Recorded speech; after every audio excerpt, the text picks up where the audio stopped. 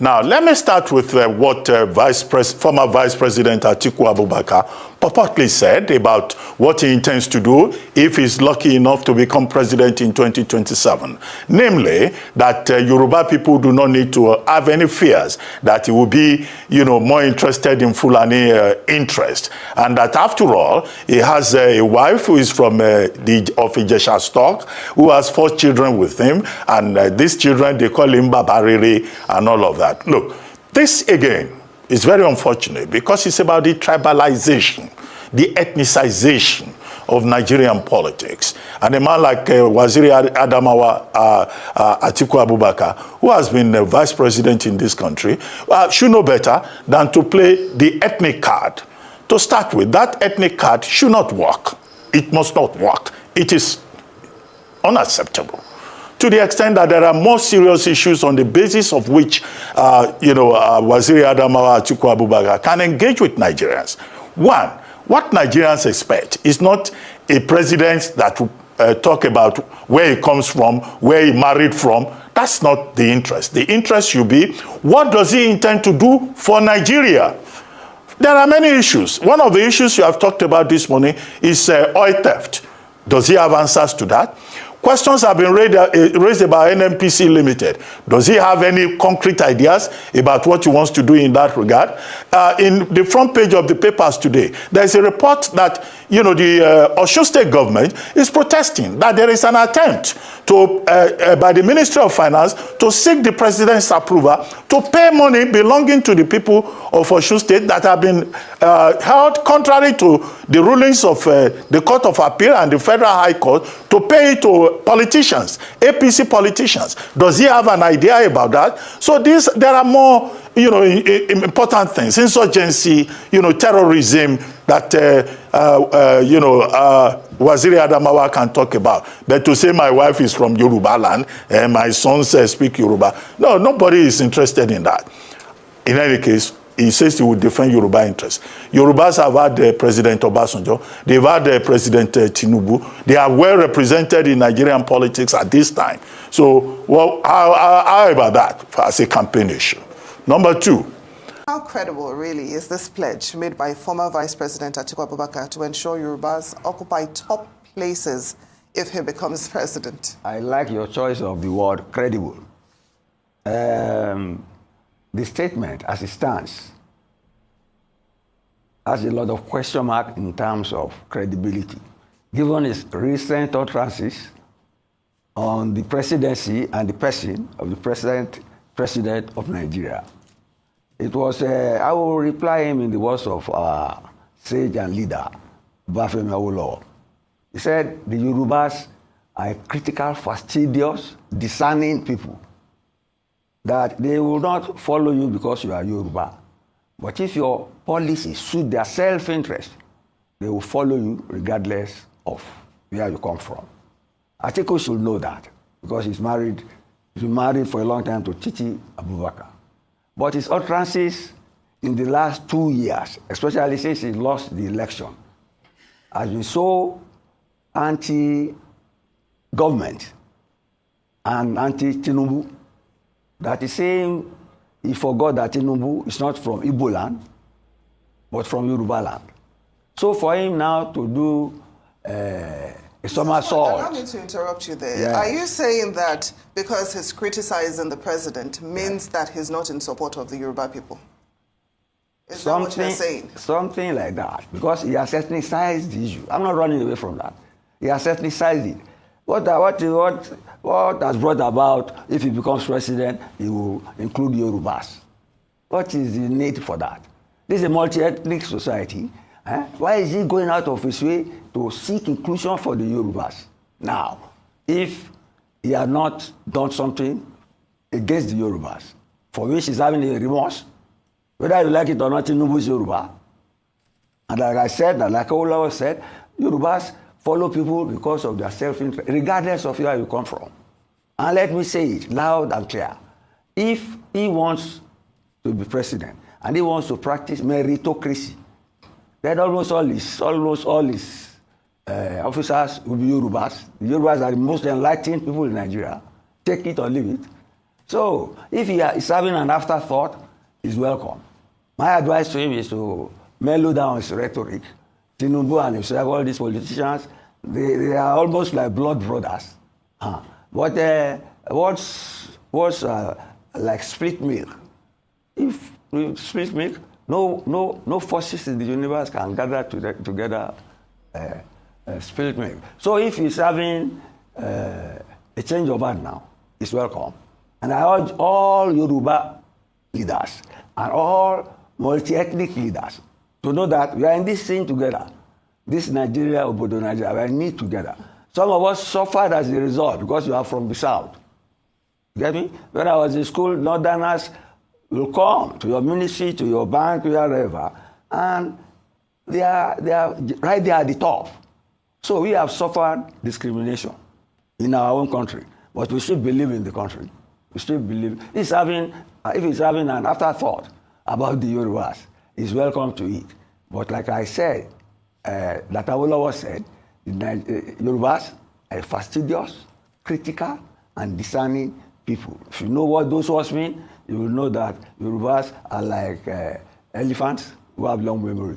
Let's leave it at that for now. Okay, now you said he has ethnicized the Yes. issue, but some people would argue that it didn't exactly start it. I mean, we remember how the 2023 election was. It was purely ethnicized. So I'm wondering how Nigeria's political landscape can be transformed. I don't agree with you. Well, I'll give you a chance to But react to you that. learn. So I'm now wondering how Nigeria's political landscape can be transformed, to reduce ethnicization, promote inclusivity, ensuring that all regions and communities are represented, not a case of if you are Yoruba or if you are Hausa or, when are we going to stop having this kind of discussions and become more, national-minded? Have you landed? Yes, I have. Okay. You see, we have gone beyond the stage Abubakar Atiku has come in now. Maybe, you see, if you have compunction, maybe it's having compunction on recent utterances, is welcome to it. But we have gone beyond that. That's why we have federal character, to balance things.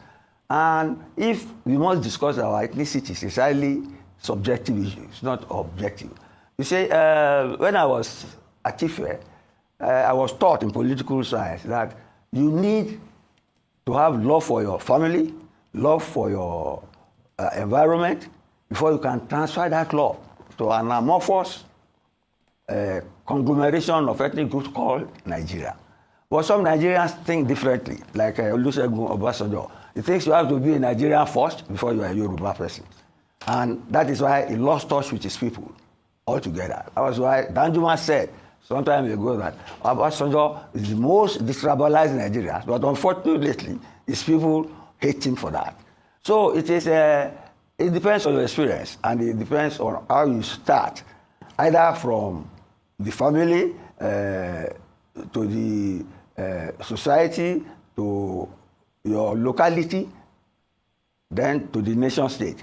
Or you are a Nigerian first and foremost, which is not easy because you cannot get to the top, and then you see you can even, except in the military or societies where they are uni-ethnic. But once you have 2 or 3 people, you have to do some balancing.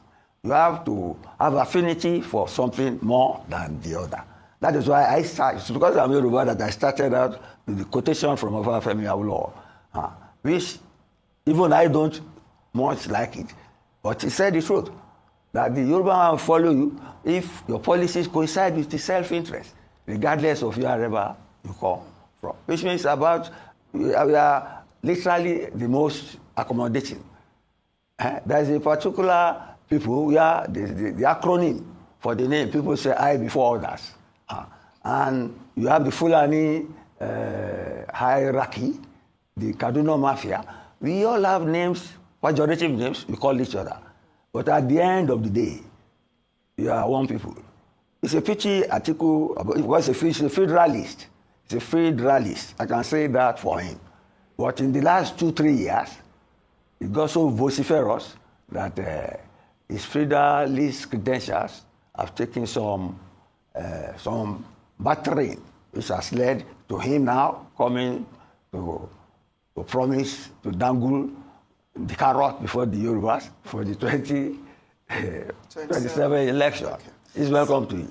Now, Mr. Shibali, just before I let you go, I noticed that earlier you wanted to disagree with me on the 2023 election being largely ethnicized. Yes. But I'm sure that you'll remember the Emilokon, Yorubalokon. And I'm sure you also remember, you talked about Yorubas being very accommodating. No. But I'm sure you would remember, Mr. Shibali, how the Igbos were treated during the election, where some of them were not allowed to vote, mainly because they are from, Igbo extraction. So how do we guard against that going forward as we look forward to 2027? There is nothing to guard against. It's a multi-ethnic society. No, but the issue of not being allowed to vote because of where you are from, that's dangerous, Mr. Shibali. Did that happen? That happened in Lagos here, where Igbos were not allowed to vote. Tinubu won Lagos. Mr. Tinubu won Lagos. It was very obvious during the election. Obi won Lagos. I know that, but I'm talking about during the presidential election. Some Igbos were chased back home by area boys who did not allow them to vote. That was an isolated case. I happened don't think there are many Yorubas who are voting in the East. You get me? So don't isolate issues. And anyway, whether you like it or not, Obi won in Lagos. That still hacks some Yorubas. But you see, don't look at things from the ethnic angle. It's divisive. That is why I say what Atiku has done is unlike him. Exactly. So I'm asking that he's not the only one. So we have to make sure that all politicians do not look at things from the ethnic angle, because they usually campaign based on the ethnic angle. How do we stop that? There is no way to stop it, because they say blood is thicker than water, and it's your ethnic blood that runs in your vein, whether you like it or not. That is why we have federal character, because the ethnic blood can be so polluted in such a way that people put their own kismet in all positions where they are. Do you get me? That's why we have federal character. We are managing it. But what Atiku has said, even though it is conciliatory and almost happened. So guys, you can see the level of ethnicity in the Nigerian politics. We know in the last election, Peter Obi was the only candidate that said, don't vote for me because I'm from the Southeast. Don't vote for me because I'm an Igbo man. Don't vote for me because I'm a Christian. Peter Obi was the only person that emphasized on this from the beginning of the campaign to the end. But guess what? Today, Peter Obi is seen as the most tribalistic politician. Peter Obi is the most ethnic and religious bigot politician.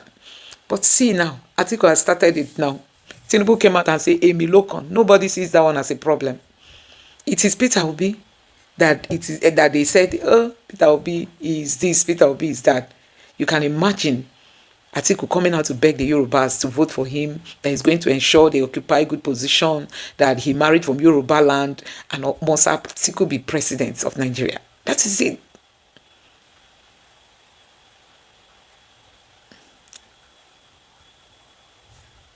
So guys, you can see what is happening in Nigeria. Anyway, that's not even the case. Let me take you through this headline on the social media. It says, Japan scraps proposed Nigerian community project after Tinubu's government lied about visa exemption. Can you see it? Japan cancelled the project they had for Nigerian youths because the Tinubu's government went and lied that they've approved visas for Nigerians. This is the only country where the government is willing to sell its citizens out there. Now, this person says, so what is the marketing Nigerian? Falsehood on national economic indicators, data, statistics that have been the order of the day. As the foreign scene, Japan has also made her remark. Thanks to Bayo Nonoga and his kitchen cabinet staff. A government that have never been honest from inception. So my anger is that, okay, so guys, in case you don't even know what's happening, we know that Tinubu visited Japan not quite long, and they came and told us that Japan has approved visas for Nigerians, and Japan came out to say there's nothing like that. Now there was a community they were trying to build, I think in Japan, just for Nigerians. Japan is no longer going to be building it, and people are saying that the reason for that is because Nigerian government lied against them. Now this person say my anger with them is getting low lives who know nothing to come pose as spokesmen. They all need to learn work from Lai, the master of it all. It wasn't that bad when Lai was on the seat of lies. The Hunger Game participants were fool also. Now all clowns with fish brain. Anyway, this person is saying he prefer Lai Mohammed than the Tinubu's spokesperson. We know those the market in Nigeria. Tinubu alone constitute 90% the marketer. This person said to defend APC is just like a gun pointing on your neck, just to lie. That's all. That's what they are doing. I pity those on 20K per month stipend. Honestly. And this person say Japan no they tolerate nonsense. Another person say so now we can so now we can't clearly see who is the marketing at their country, Nigeria. And this person say Tinubu thinks it's every country that tolerate lies and fraudulent activities. So guys, we've had it enough from the Tinubu's government, from Dubai to other places where they will come to tell you that visa has been lifted, ban on visa has been lifted, and they will tell you that now you can get free visa, only for that country to come out to tell you that there's nothing like that. Anyway, I'm going to end it here. Let me know your thoughts in the comment section below. Please don't forget to subscribe to the channel and turn on the bell notification. Thank you.